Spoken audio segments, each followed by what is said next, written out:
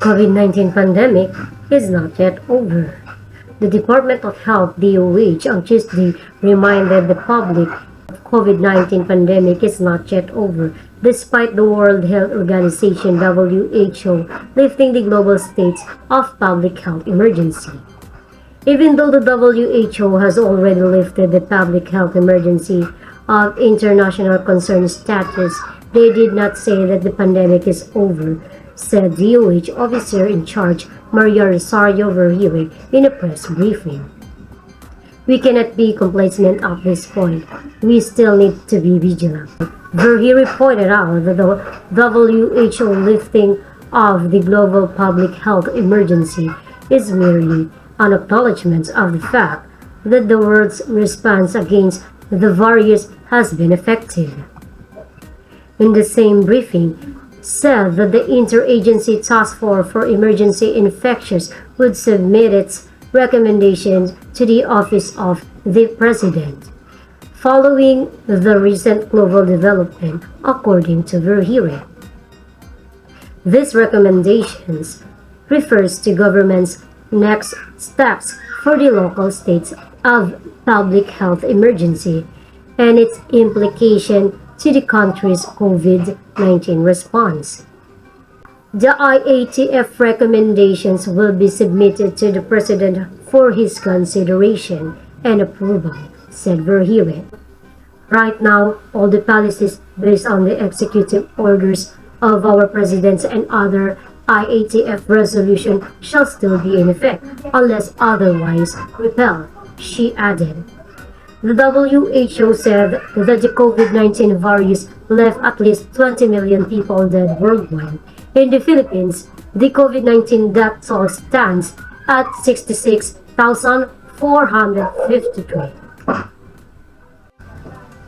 Philippines, Japan, and U.S. security partnerships still in the works. The Philippines government said on Tuesday that talks on possible trilateral security partnership with Japan and the United States are in works but is still very early stages.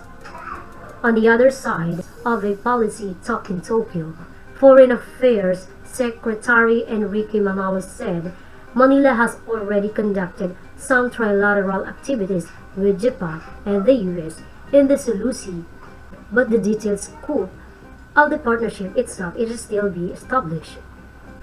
There was an understanding that we should explore the possibility of trilateral arrangements, but at this stage, we still have to discuss the terms of reference. What kind of activities, so it's really very much in the early stages, he said. The important thing is there is an understanding of the principle that it would be useful to have such types of trilateral cooperation activities. In a bilateral meeting with Japanese Foreign Minister Hayashi Yoshimasa, the two officials agreed to steadily implement all Philippine-Japan cooperation projects to be bilateral, multilateral, or trilateral with the United States.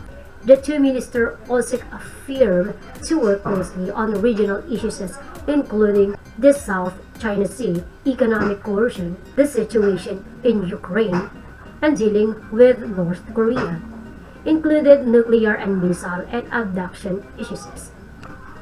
Aside from security, the Japanese Minister of Foreign Affairs said both diplomats discussed economic cooperation, with Hayashi reiterating Japan's intention to actively support the Philippines to reach the upper middle income status. In response, Secretary Manalo expressed deep appreciation for the assistance from Japan for the Philippines' economic development, and the two ministers concurred on continued cooperation, the MOFA said.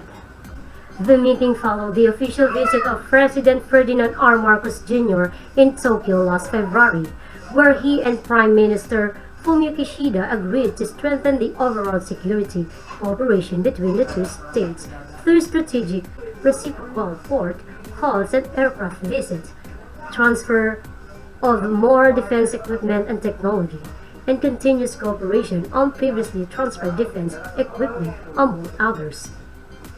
According to Ronaldo, there has been steady progress on the two states' defense equipment transfer project.